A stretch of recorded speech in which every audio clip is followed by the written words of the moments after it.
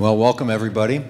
For those of you who don't know me, I'm Randy Wyckoff, the Dean of the College of Public Health at ETSU, and it's a pleasure to welcome all of you to the first Leading Voices in Public Health lecture for the 2013 calendar year.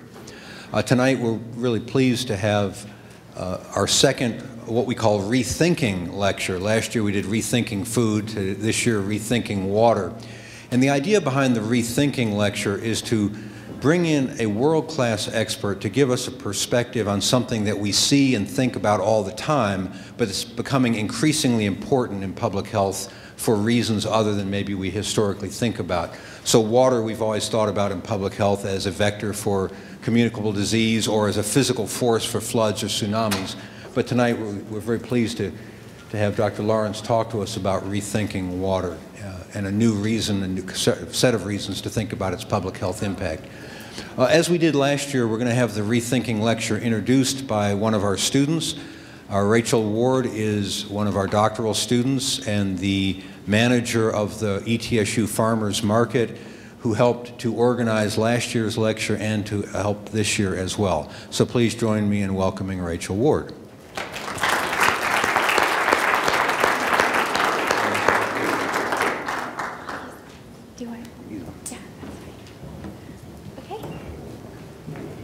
Thank you. Well, we're delighted to have Dr. Robert Lawrence speak to us about the link between industrial agriculture and water as part of our Leading Voices Rethinking series. Dr. Lawrence brings a unique perspective to this issue. He's a professor and the founding director of the Johns Hopkins University School of Public Health's Center for a Livable Future, which is an interdisciplinary research center that focuses on the relationships between diet, food production, and human health, and emphasizes sustainability, equity, and protecting the Earth's resources. And as a side, I strongly encourage you to look at the center's website. It's very interesting. In his career as a physician and public health leader, Dr. Lawrence has held a number of notable professional appointments that have touched many facets of healthcare and public health, including that of former chair of the United States Preventative Services Task Force in the Department of Health and Human Services. He's also the recipient of many distinguished awards, including the Albert Schweitzer Humanitarian Prize. So without further ado, it's my pleasure to welcome Dr. Robert Lawrence.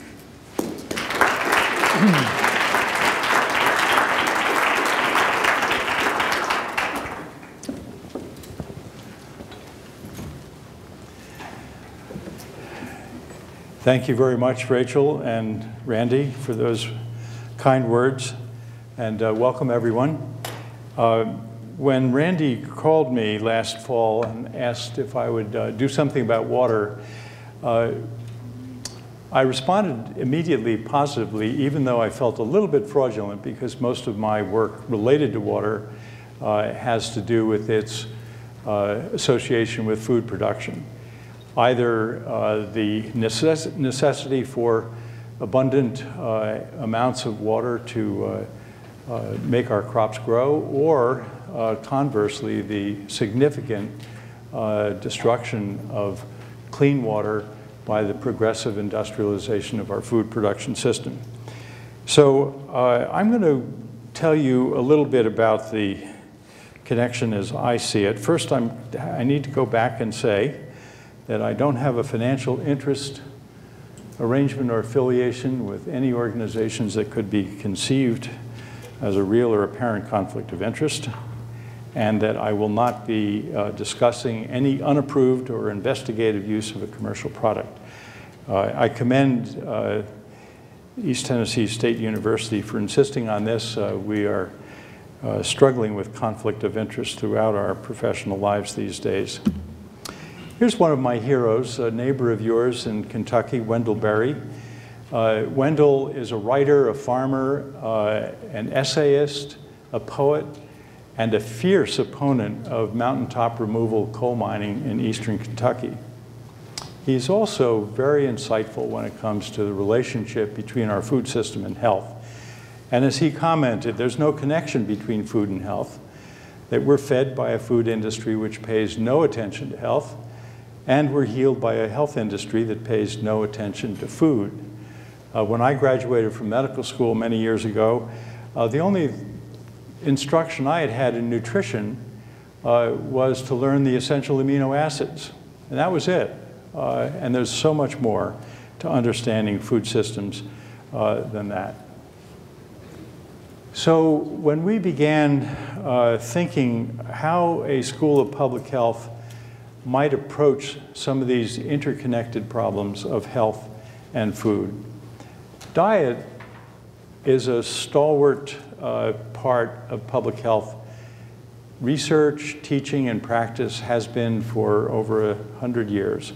Every public health school in the country had people who are working on some aspect of human nutrition. Similarly, just as your school has a Department of Environmental Health, this has been present for many years. We have a hero at the Bloomberg School of Public Health, Anna Bacher, who is one of the early pioneers, working with people like Rachel Carson to outline the health threats of an increasingly contaminated environment. But the food production side of things has been notably absent in most schools of public health. We defer that to the land-grant universities, departments of agronomy, departments of soil science, and so forth. And in many ways, that's an appropriate place. But given what has happened to agriculture in the United States since World War II, the progressive industrialization, it now impacts diet and environment in ways that profoundly influences the health of the public. And then there are these external drivers: population growth, climate disruption, lack of equity. We have 7 billion people in the world. We have 1 billion people who are malnourished and many hundreds of millions who go to bed hungry every night.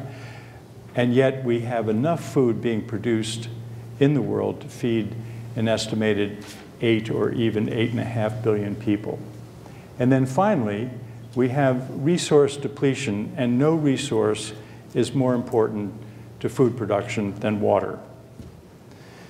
So just a quick review of the hydrologic cycle that I think everyone in this room will be familiar with.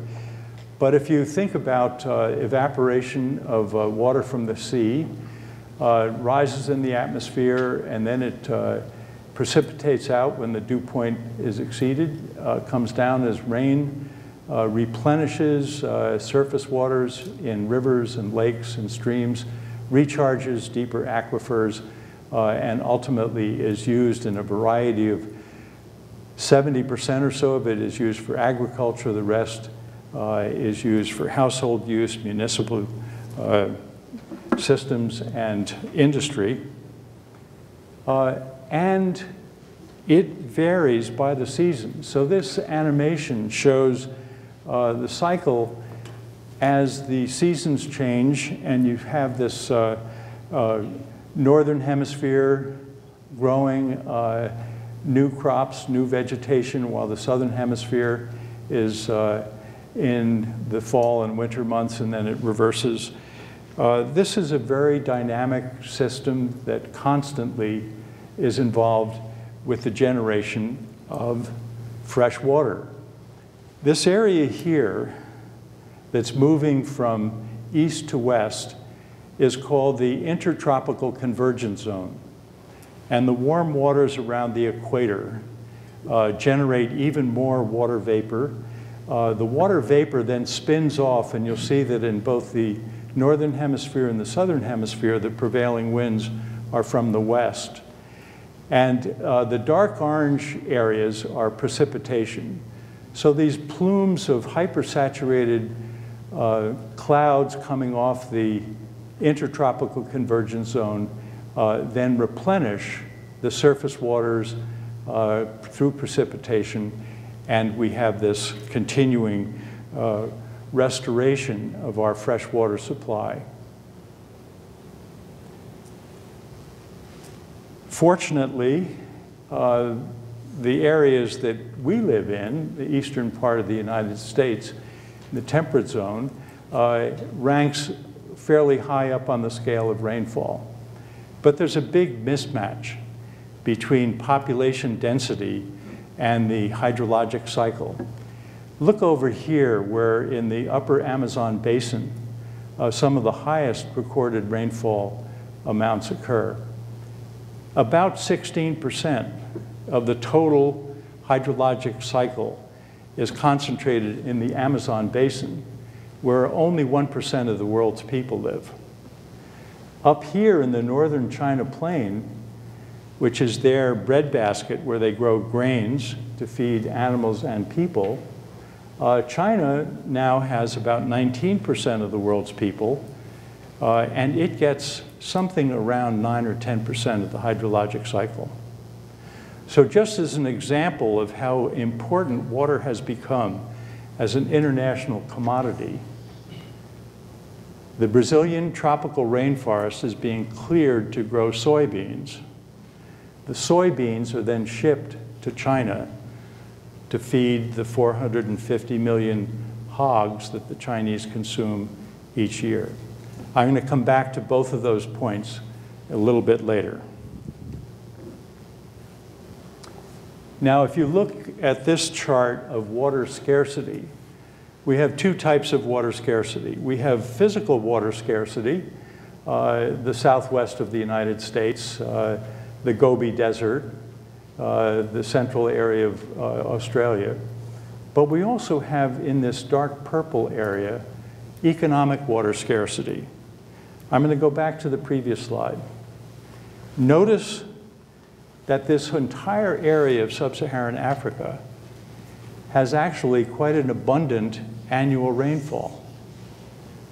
And yet, that whole area is locked in poverty, and the economic scarcity means that there are insufficient resources to pump the water, to filter the water, to purify the water, to create reservoirs, to have piping to provide domestic water supplies, and to have pump irrigation for agriculture. Other parts of the world which have economic water scarcity are also areas where there's actually abundant rainfall if we just managed it properly and if the resources were there to use it creatively. As you watch the globe spin, the lights show where electricity is being used. You see how dense the North American area is. And then once again, when we roll around to those areas of economic water scarcity, it's not too surprising that we have a real dilemma on our hands. Here's that one area in Southeast Asia, and then the entire area of sub-Saharan Africa.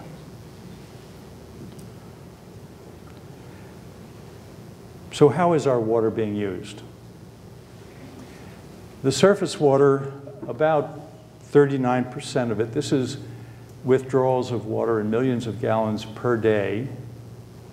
About 39% of it is coming for irrigation purposes. And then 61% is for household use, municipal use, and industry. But the groundwater is a totally different picture. 68% of our groundwater is used for agricultural purposes. And whether it's in the western United States where the Ogallala aquifer water table is declining annually, or whether it's in the Punjab, the breadbasket of India, where it's going down at a rate of about 18 centimeters per year, or in the northern China plain, where it's going down at about 20 centimeters per year, the groundwater is being pumped out faster than it's being recharged. And this, if any of you have flown across the country on a clear day and had a window seat, you've observed these patterns on our southwestern landscape.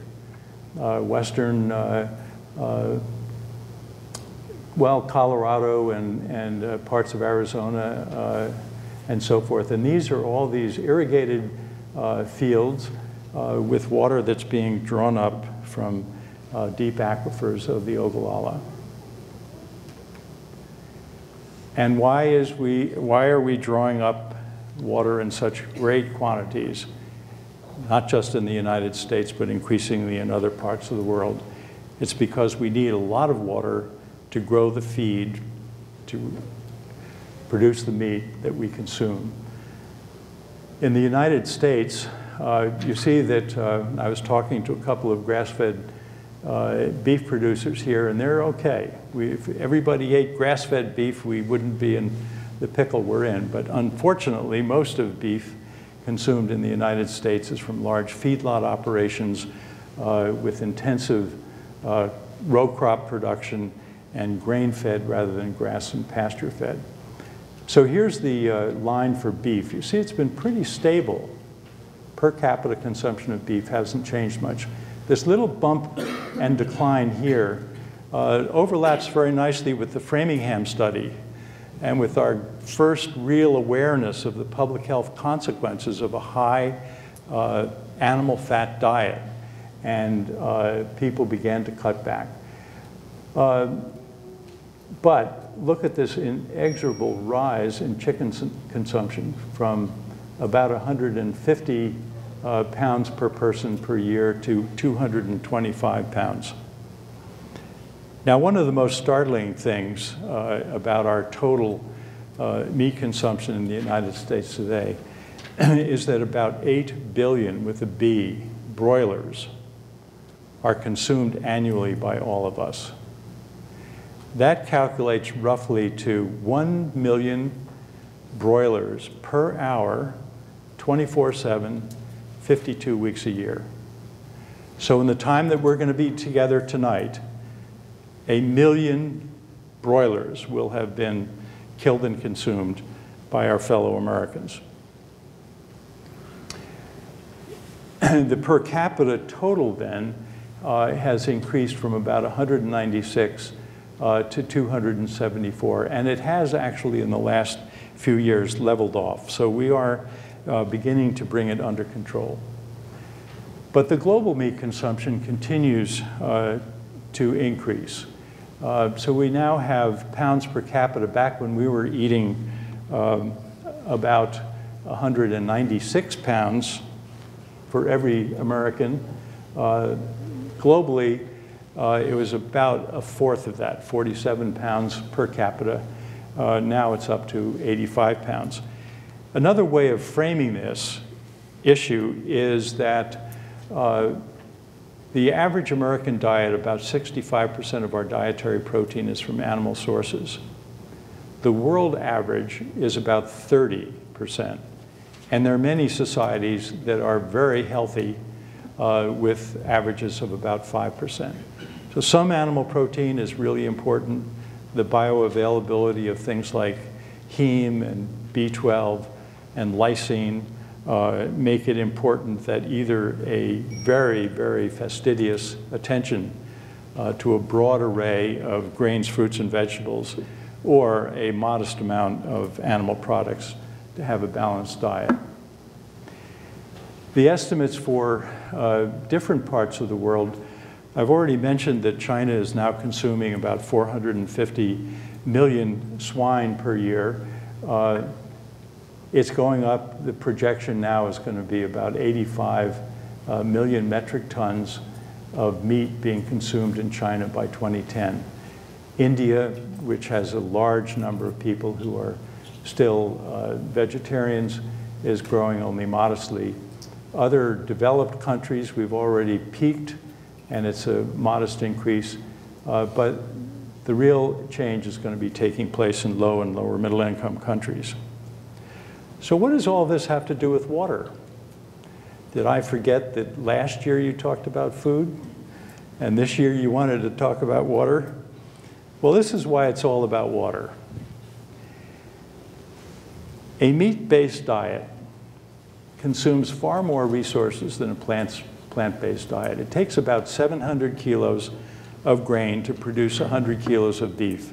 And you can see the ratios for pork and poultry. Poultry is the most efficient in terms of converting feed to flesh for consumption. But here's the killer, and this is what ties this whole presentation together. It takes 1,000 kilograms of water to produce 1 kilogram of grain. Therefore, more than 7,000 kilos of water to produce a kilo of beef. Back to Brazil and soybeans.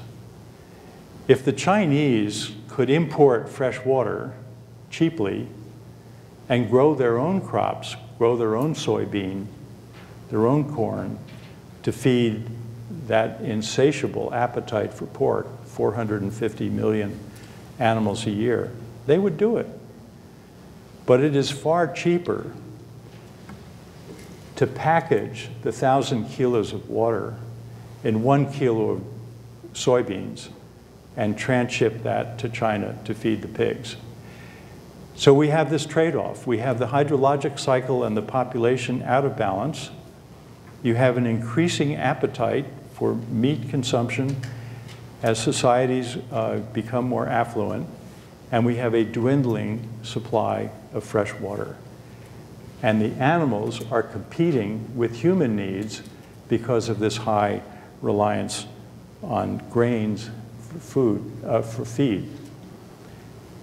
A few years ago, we were asked, each center, each department at the School of Public Health was asked to capture everything that they did in one cartoon for a book that was prepared for the rededication of our school and the name change.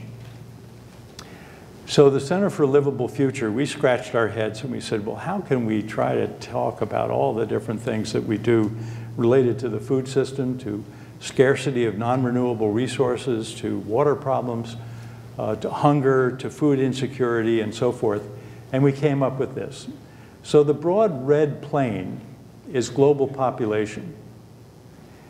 The cheeseburger is the number of people that could be fed in the world if everybody started eating the way we do in the United States. And the big globe is how many people we could feed in the world with a predominantly grain-based diet, given the amount of food that's being produced. The late Norman Borlaug, who won the Nobel Peace Prize for having developed the high-yield variety of wheat in Mexico that was responsible, among other things, for the Green Revolution, he was asked by the Union of Concerned Scientists a few years before his death to do a calculation. And so these numbers are actually from Norman Borlaug's calculation. In 1990, there were 5.2 billion of us. We were producing enough food that if it were distributed evenly and predominantly in a grain-based diet, it could feed 6.2 billion. So we had a margin of safety of 1 billion people. In contrast, if all of that food produced in 1990 had those step-down inefficiencies of how many kilos of grain it takes to produce a kilo of beef, pork, or poultry, we would only have enough to feed 2.5 billion. And then Borlaug projected forward to 2025, when the estimate is that we'll have 7.9 billion. The United Nations is raising that a little bit. It's likely to be more like 8.1 billion. There has been improvement in agricultural productivity, and so it's thought that, again, we would have a safety margin of 1.5 to 2 billion people if we could get everybody to eat a predominantly grain-based diet with meat and animal products as a condiment rather than as the main course. However, Borlaug didn't factor into these projections climate change, and I'll talk about climate change in a few minutes. So what is the size of this system that we're talking about? Livestock outnumber humans in the US 5 to 1. For each one of us, 5 tons of animal waste is produced in concentrated ways, so it gets into surface water and shallow aquifers. 10 billion animals are slaughtered in the US for food, 50 billion worldwide. So here we are, 6% of the world's population, and we're consuming 20% of the world's animals. So we are literally eating high on the hog. 93% of those animals are poultry. We have 35 million cattle in the US produced each year for consumption. Now it's a little bit more than 100 million hogs, and then 9 billion poultry. This has enormous environmental impacts, and in no domain more than on our water. Yes, we do have air contamination, we do have soil contamination, but it's really the problems associated with water. This is a typical swine operation where each of these barns will have 1,000 to 1,200 animals. These open cesspits are euphemistically called lagoons, but they're really just big open cesspits. Typically, they have about 3.5 million gallons of raw sewage. And this is what it looks like. Coming out of the swine barn into the cesspit, and then notice the brown color of the stream. It's sprayed on spray fields, sprayed on the corn fields, the soybean fields. And this video was taken in Duplin County, North Carolina, on the eastern coastal plain. And some of the people living in that community, when the wind is blowing in the wrong direction and at a high speed, this liquid waste actually splatters the front of their houses and the cars in their driveway. So it's a huge environmental justice problem on top of an environmental pollution problem. And there's very, very large concentration. These are the air vents from the huge fans that blow hydrogen sulfide, ammonia, and a broad array of animal danders, ketones, aldehydes, and other things that combine to produce what we call hog odor. And I don't know how many of you have ever been in hog country and know hog odor, but it's pretty disgusting. So surface water contamination then is tied in with a variety of problems associated with the industrialization agriculture. It's also, of course, our sewage treatment plants. If they're not properly maintained and so on, they may be releasing nitrogen and phosphorus loads into surface waters, rivers, and so forth through point source contamination.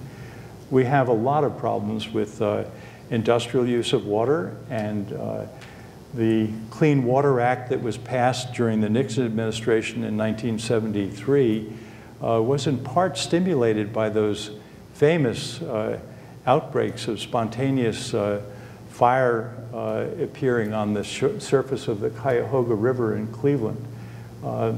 But we've made a lot of progress since the Clean Water Act was passed. But one of the flaws in the Clean Water Act was that there was a huge loophole exemption for industrial agriculture. So these open cesspits, the discharges into local streams that inevitably occur during heavy rains and so on, they are not currently regulated by the Clean Water Act. But the pollution from downstream effects of the runoff of these excess fertilizers and excess animal waste, this map of the globe shows all of the hot spots. And you see that virtually the entire east coast of the United States, the Gulf of Mexico, the Baltic Sea, a good bit of the North Atlantic, and then around Korea and Japan.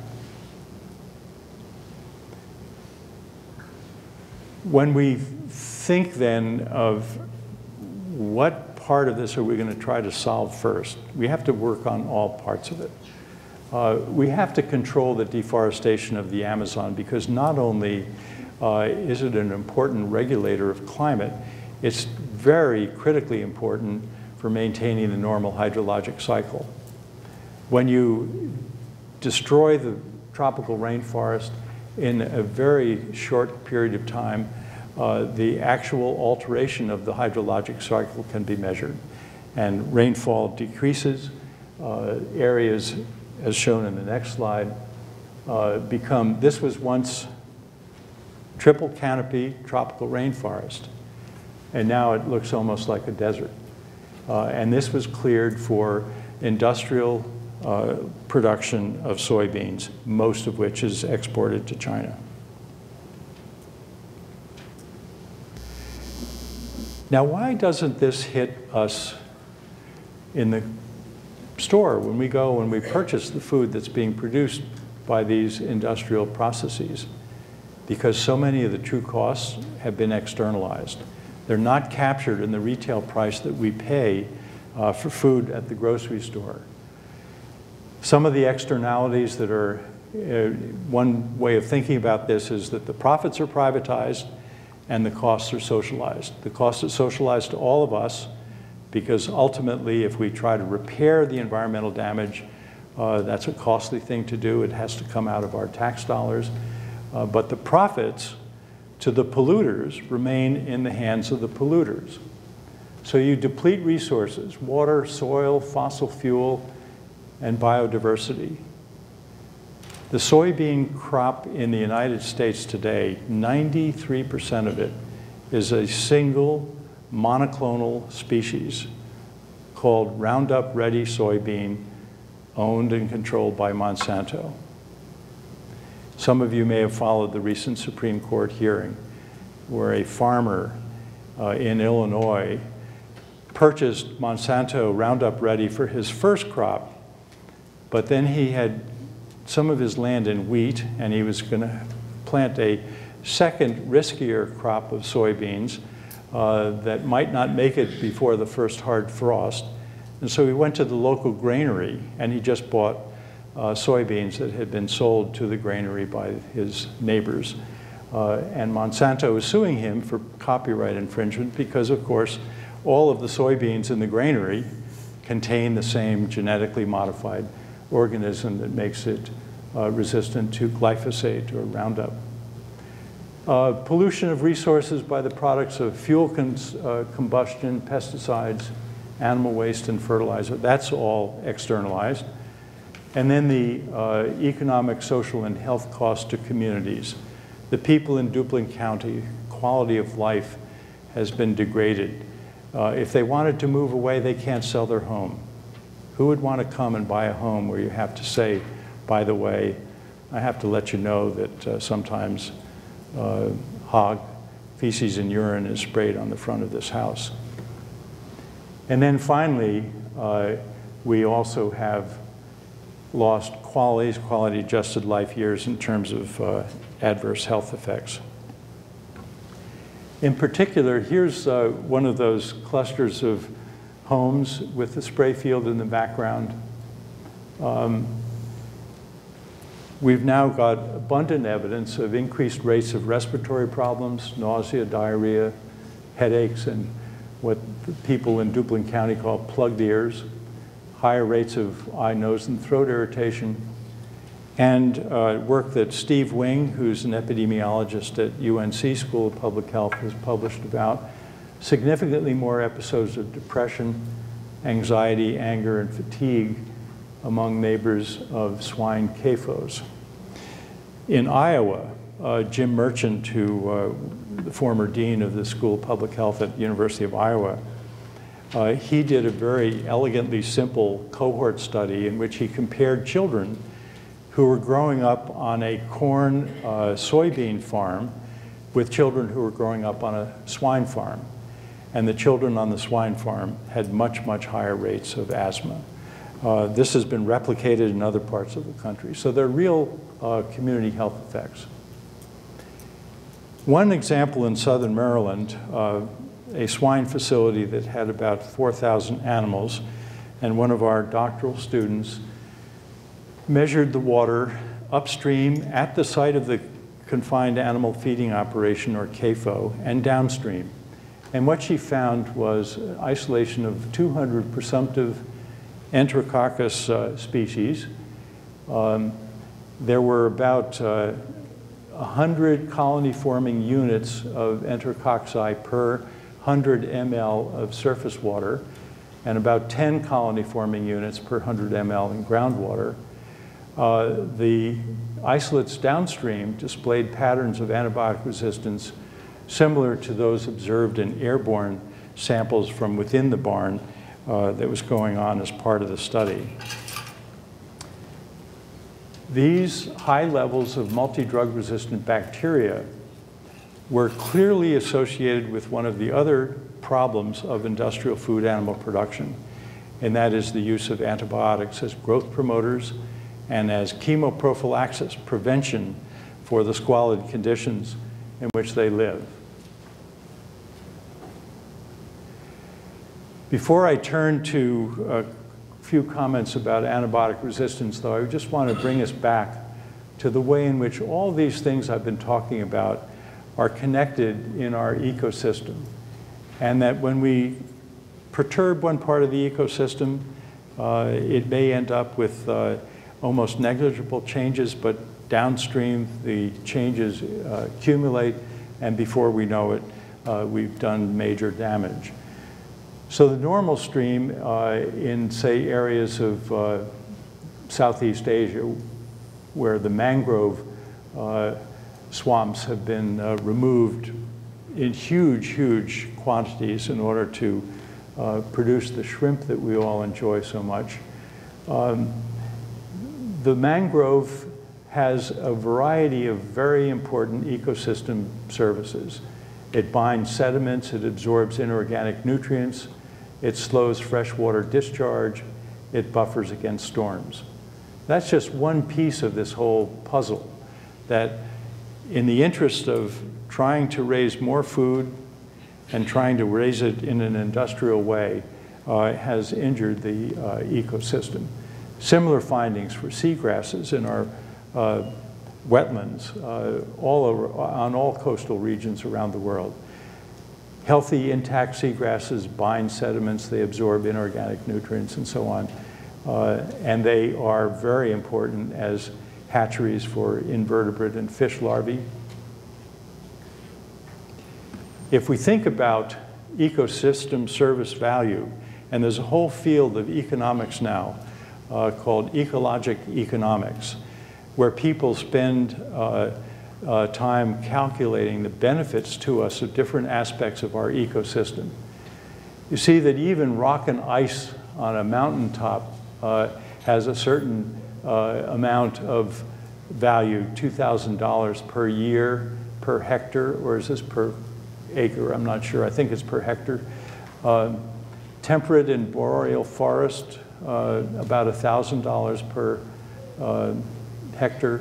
Tropical forest, way up, around $4,500. Wetlands, $6,000. So every time you think about a zoning permit that's issued by a well-intended city council that wants economic development in their small community, and they allow a developer to fill in a wetland in order to build a strip mall, nobody up to this point has said, well, not only is it a bad thing to fill in all our wetlands, but are we really sure that that big asphalt parking lot's going to generate $6,000 per year in eco-services to our community? Probably not. And then even the open ocean, of course, has a tremendous value to us. So if we start thinking in these terms, it puts water and the way in which we use it into a more focused economic perspective. It takes different amounts of investment to restore different losses in the ecosystem. Grasslands and rangeland are the easiest and cheapest. Temperate forests are close behind. But some of the coastal systems and the coral reefs that have been destroyed by climate change and by removal of mangrove swamps and all the other wetland damage that's been done are really very, very expensive to restore. So this is a future that is seen increasingly in parts of the world where water sources have been depleted and the natural cycle is becoming more extreme with floods and droughts alternating rather than having a steady flow of rainfall. And part of the problem that we can do something about in protecting our water is to look at this kind of animal production. In 2006, the United Nations Food and Agriculture Organization released this report, Livestock's Long Shadow. And they estimated that when you combined everything that I've talked about up to this point, the amount of grain that you have to raise in order to feed the animals, the pollution and the methane gases and the other things that come with highly concentrated waste systems, that land use changes when you cut down forest and replace it with pasture land, and you release carbon that has been stored in the forest and so on. It all adds up to about 18% of global greenhouse gas emissions can be traced back to producing McDonald's hamburgers and all the other beef that we consume globally. More than transportation. Some facts that many of you will know, but just a quick reminder. Methane has about 25 times the heat trapping capacity of carbon dioxide, and enteric fermentation, mainly in beef cattle and dairy cattle, causes about 71% of the US agricultural emissions of methane. The manure cesspits with anaerobic digestion produce another very large amount of methane, as do rice paddies. Nitrous oxide is even more potent than methane, 298 times the warming potential of CO2. And it stays around a long time, about 114 years. The top source of nitrous oxide are nitrogen-based fertilizers that we apply in increasing amounts in order to maintain the high levels of yields in the corn belt and the soybean belt. About 51% of all US nitrogen is used for fertilizers, for animal feed, and for pasture. You've probably seen this so-called hockey stick graph, CO2 levels in the atmosphere. They have been stable over millions of years, really. And then this is a blow up starting about 1800, the beginning of the Industrial Revolution. And you see how quickly it has spiked. We are now at about 388 parts per million of CO2. And there are climatologists who are very, very concerned that we may have passed the tipping point and that we're now going to be in a cycle of ever increasing accumulation of greenhouse gases. What will that mean? Well, we're going to have to readjust our industrial food system. We're going to have to seek ecologic methods. We're going to have to reform our current food production in order to take realization of the fact that in these dark brown areas of this global map, it's estimated that the losses in agricultural productivity by 2080 as a result of climate change are going to range from anywhere from 15% to 50%. Now, there are a few places, the high northern latitudes and the high southern latitudes, where actually agricultural productivity is going to go up with climate change. I don't know how many of you are gardeners, and I don't know what the hardiness zones are doing in East Tennessee, but I can tell you that in New England, where my two daughters live and where my older brother lives, my sister-in-law is a very avid gardener, and she began telling me, 10 years ago, that there were plants that now survive in her garden in Massachusetts that did not survive 10 or 15 years earlier. You can see this upward movement of hardiness zones that's taken place not just in our lifetimes, but literally in the last 20 years. Other effects on agriculture can be captured in this estimate from FAO.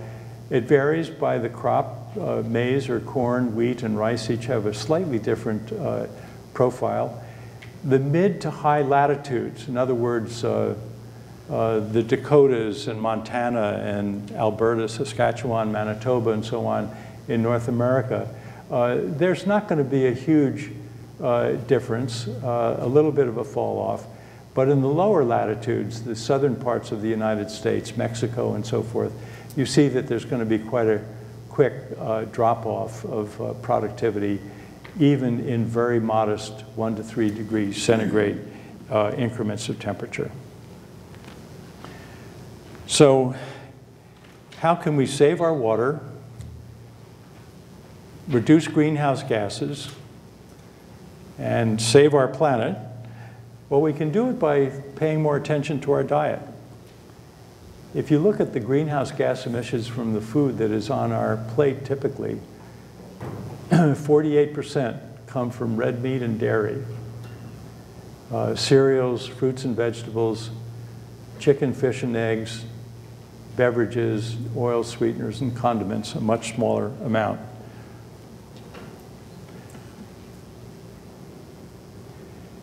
So a question was asked in the state of New York by a couple of agricultural scientists at Cornell about 3 years ago, was how many people could the state of New York feed, what proportion of the New York population could the state feed on a variety of different diets? And they actually calculated the results for about 30 different diets, ranging from vegetarian low-fat to vegetarian high-fat to flexitarian, little bits of animal product, to high-meat, high-fat. And the baseline is that the current use of agricultural land in New York State provides about 22% of the food that all New Yorkers consume. And the optimal amount they were able to get to was 30%. And interestingly enough, it was not this diet over here with 0 grams of meat per day, but it was actually this diet with 63 grams of meat per day. And these are the number of acres needed for each individual depending on their diet. The reason that this acreage is slightly higher than this, despite what I just said about it being the most efficient, is that this diet allows better use of marginal lands, sloping land, some of the hills that I've seen today around Johnson City, thin soil cover, land that's really only appropriately used for perennial grasses and pasture and raising animals on pasture. If you have to rely on cultivated crops, the light blocks below, you see that you end up with pretty unremarkable change for the lower meat quantity diets, and then it jumps up for the high meat, high fat diet. But it's this use of perennial crops, whether it's for cereals that are consumed directly by humans, or whether it's cereals and grains that are first fed to animals with that step-down inefficiency. So if you like a lot of meat and you eat an average 381 grams a day, you require 2.5 acres to support yourself versus somebody down here at a little over half an acre. How does this tie in with our current policy?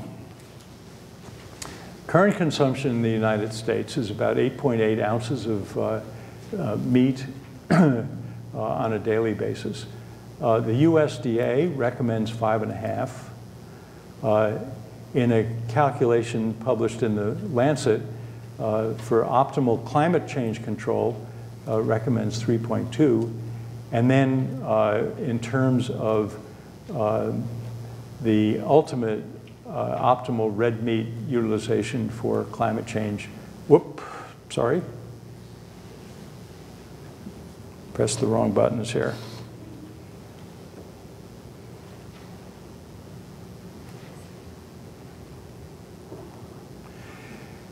The optimal rate is 1.8. And the per capita consumption to stabilize livestock greenhouse gas emissions at 2005 levels by 2050 could be achieved if we were able to get ourselves down in this range. Thinking back then, if we reduced from these levels to this level, and you calculate the grain that would be saved and the water that would be saved that's used to grow the grain, we'd make a huge dent in our conservation of water. So I'll close with this slide because we have a program at the Center for a Livable Future called Meatless Monday. It was started by a former Madison Avenue ad agency creative artist, Sid Lerner, who lives in New York, and the Monday campaigns are in New York, but we at the School of Public Health for the last 10 years have been providing scientific and technical advice to the campaign. You might say, well, why one day a week? Why Monday? Well, those of you in public health know that every 10 years we have a new report from the Surgeon General, Healthy People. And in 2000, when David Satcher, former speaker at this series, was the Surgeon General, Healthy People 2010 said that the goal was to reduce consumption of saturated fat by 15%. Well, 21 meals a week, you look at your plate, think 15, first of all, what part of this is saturated fat? And then how can I separate off 15%? Impossible. And this is what often happens in public health. We make these broad pronouncements and then we don't really translate it into useful knowledge. So Sid had the idea, well, back in World War II, we had meatless Mondays and wheatless Wednesdays. Probably not very many people in this audience old enough to remember that. I remember rationing in World War II. Why not meatless Monday? One day a week is about 15% of the week. So we launched the campaign. It's very modest. We're not going back to the levels that were proposed by the Lancet. We're really talking about something up in here. And you'd think from the reaction of the Beef and Cattlemen's Association, the Pork Council, and the Poultry Board, that we had just declared war on anybody who ever let a morsel of animal product cross their lips. We didn't. One day a week, try it. It will help get us back where our hydrologic cycle, our ecosystem, the plants we grow will be mostly eaten by humans first rather than by animals first, and we might have a chance of reducing our carbon footprint and the threat of climate change. So thank you very much for your attention.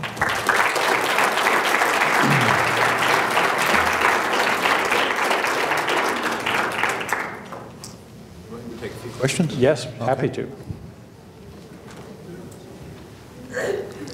For those of you who haven't been in school for a while, if you just raise your hand, I'll know you want to ask a question.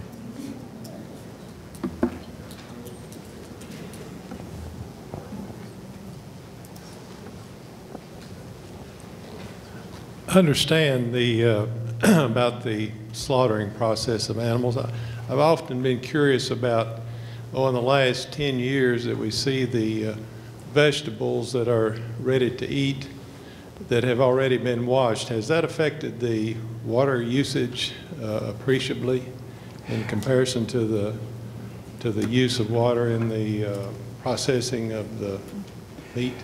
I would say that's probably a very minor part of water usage. It is true that something I should have mentioned is the fact that another huge place we could save water is if we stopped wasting 40% of our food. That's the latest best estimate, is that when you look at wastage from farm to fork, first from farmer to wholesaler, wholesaler to retailer, retailer to the customer, and then what we do with the food, that's growing mold in the back of our refrigerator until we throw it out. 40% of all the food that we produce in the United States is wasted. And I think we'd gain a lot more if we could focus on cutting down on the waste rather than worrying too much about the fact that our greengrocers love to have really sparkling, fresh, clean fruit and vegetables in the display.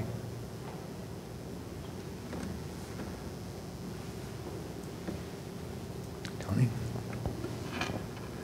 Bob, that was a terrific presentation, and when you talked a little bit about sort of changing the planning codes and things like that, it made me think a little bit about places in the country where they're more progressive about getting citizen input about doing the right thing in planning, and I've heard, maybe you would address it, that we can reverse some of these bad policies of the past, and that there are perhaps regions of the country where we can even show in the United States that we're willing to start addressing sustainability and our footprint, which has been so ginormous and out of balance. Riparian areas being refurbished and renewed, et cetera. Yes, that's absolutely, Tony. We are making some progress. I think people, as they begin to be more aware of the interrelationship between the way we use water, and particularly if we could frame the issue of eco-service benefits to the community in a more compelling way, then I think people would really be very much, the social will would increase and the political will would follow. In the Chesapeake Bay watershed, tremendous amount of attention is being paid now because just in the last decade, we've seen a real drop-off in the crab industry and in the oyster industry. The oyster industry is almost dead in the Chesapeake compared to what it was even 20 years ago. And now people really worry about it. They talk about it, and they are active in contributing to efforts to control runoff and pollution and all the rest of it. So I'm, you know, you have to be an optimist to be in public health. And I think that we are beginning to see in different places around the country restoration of wetlands, enforcement of the Clean Air and Clean Water Act. But there are very powerful forces arrayed against us. And we have to keep making our message clear. We have to keep educating the public and carry on from there.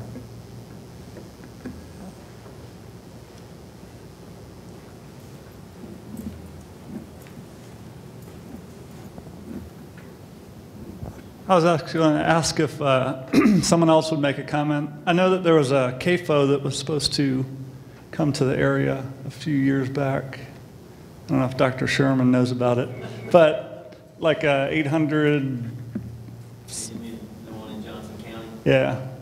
Do you know what happened to that, or can you talk about that as maybe a jumping-off point for some discussion? The community kind of organized. Well, the community organized against it, but there were a lot of other things that went on. There was stuff that went on in the family that affected what they were going to do with it, and I don't know where they're at on it. It's, as far as I know, it's not completely dead. I mean, they were already in the process of building the barns and putting the ponds in and everything, and it just sort of dropped off because of all kinds of external issues. Does I recall there was a lagoon way up on that? Yeah, it was up on slope, and they were going to put all the waste on a very steep slope, which is what had the community concerned. One thing that drew public attention to the hazards of lagoon placement was in 1999, Hurricane Floyd, I believe it was, stalled off the North Carolina coast, and in 24 hours they had 14 inches of rain, and it flooded out. These were not on slopes, these were lagoons down in the lowlands, but it flooded out over 50 of them, releasing vast amounts of pollution into the river systems. The state of North Carolina has 26 identifiable river systems, and 23 of them are now polluted because of the fact that North Carolina ranks second only to Iowa in the number of hogs. They produce 11 million hogs a year in North Carolina. And they're all in confinement like this now. 40 years ago, North Carolina was producing a couple of million hogs, but they were all in small pasture-based operations with 30 or 40 or 50 animals.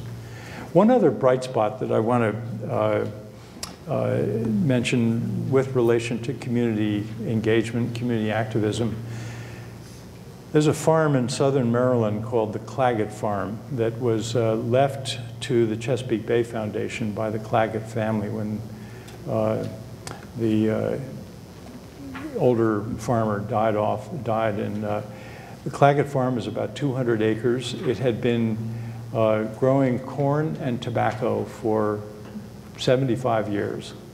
The soil was depleted, there was erosion, it was in terrible shape. And a young farmer, Michael Heller, who's been the lead farmer there for 28 years, he introduced a herd of red Angus cattle. He adopted rotational grazing. He turned the soil from depleted into rich, organic soil. Over 30 species of grasses and broadleaf plants are in the pasture now. Leaves the cattle in one section for a day or maybe 2 days at most before moving them on.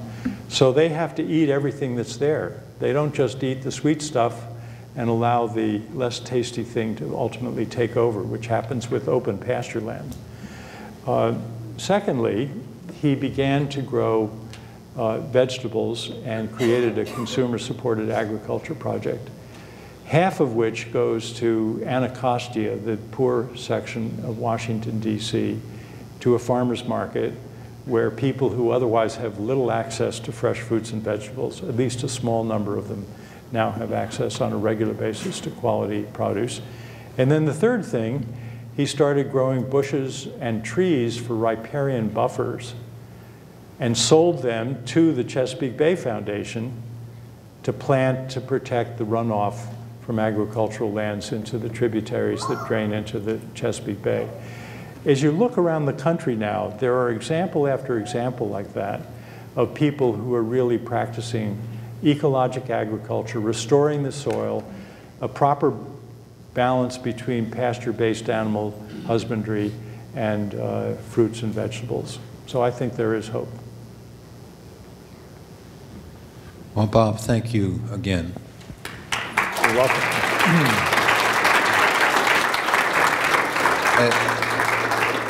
As we like to say, we have some parting gifts for you. All right. You know, your very own College of Public Health mug and calendar and a few other items. Terrific. We try to make items that are just slightly too large to carry on the plane. And then, quite seriously, your status as an honorary professor here in the College of Public Health. Oh, so when you get back, you can say you're the second person at Johns Hopkins to receive this recognition. Thank you very much.